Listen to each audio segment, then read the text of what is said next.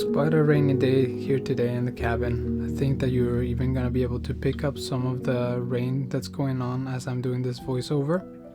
But that's fine, I mean, that's how it goes, right?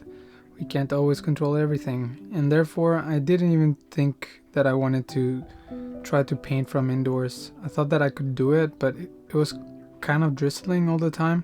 You'll see me actually try to dry my paper several times before I start.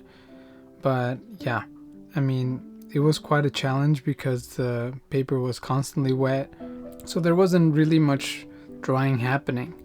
And that's okay sometimes, but oh god, this was actually difficult. I just had to move as fast as I could. I mean, this is probably the fastest I've sketched.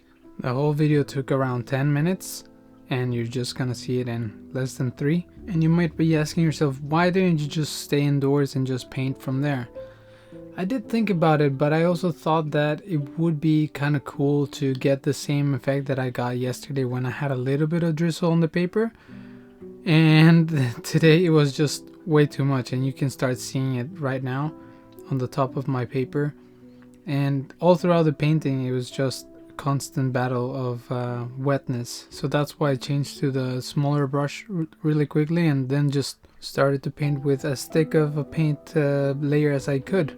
But even then the water that was constantly falling on the paper was just too much, and so I basically had no control, which was quite challenging because I was trying to fix everything on the go as quickly as I could, and sometimes it worked, sometimes it didn't. But yeah, I mean, it was a fun challenge, and I'm not very dissatisfied with the result.